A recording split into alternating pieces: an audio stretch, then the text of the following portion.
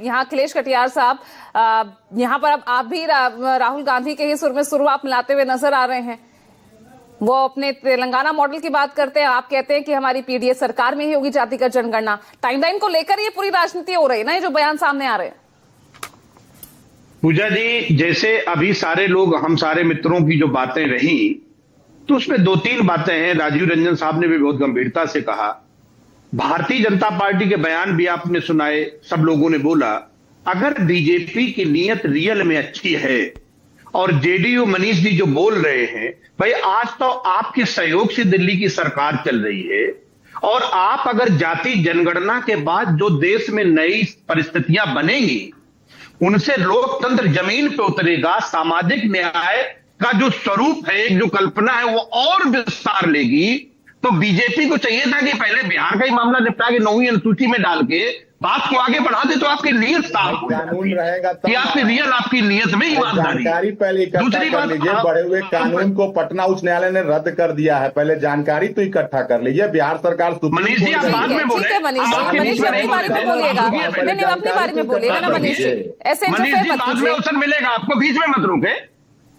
और दूसरी बात है पूजा जी, इस उत्तर प्रदेश का बड़ा मामला, क्योंकि रिजर्वेशन जिसकी जितनी संख्या भारी उसकी उतनी हिस्सेदारी, जब रिजर्वेशन की बात आएगी तो बीजेपी को चाहिए था जो 59,000 शिक्षक भर्ती का मामला है, कोर्ट बीच में आई, आपने अभी तक उनको न्याय नहीं दिया। तो ये जो मामला है इस देश में सबके, ये मामला बनेगा नहीं, पिक्चर साफ होगी और सारा दारोमदार ओबीसी का है।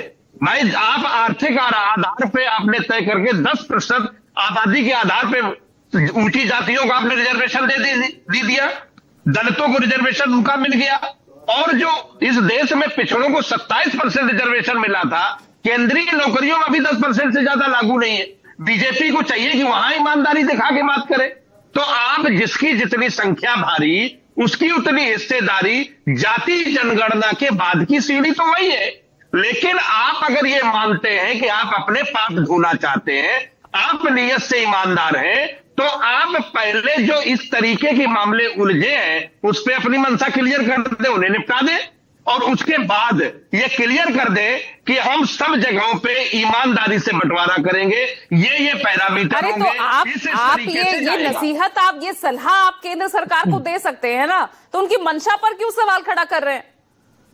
नहीं, मनसा पे इसलिए सवाल कर रहे हैं क्योंकि आपने पिछले 10 साल में जाति जनगणना को लेके जो भाजपा के बयान आए, और इसके बाद सेंसस कमीशन का जो आपने बजट था वो कितना काटा। फिर तो राहुल गांधी को जातिगत जनगणना और आरक्षण को लेकर कुछ बयान ही नहीं देना चाहिए। बयान नहीं देना चाहिए, लेकिन नीयत तो पता चलती है ना कि बीजेपी जो बिल्कुल विरोध में थी, उस तरीके से उसने मजबूरी में, राजनीतिक मजबूरी में फैसला लिया, और जिस तरीके से 2 करोड़ नौकरी, किसान की डबल आमदनी, आपने भी यूपी में टाइम गुजारा ना, आप ही करवा लेते।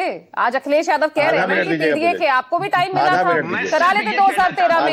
लेकिन बिहार की राजनीति इस पर कितनी अफेक्टेड है, ये जो है जनता के बीच क्या माहौल है? अमिताभ थोड़ा सा समझाइए ये मुद्दा बिहार के लिए, क्योंकि सबसे नजदीकी वहीं के चुनाव है, तो किस तरह से दे रही है जनता इसे?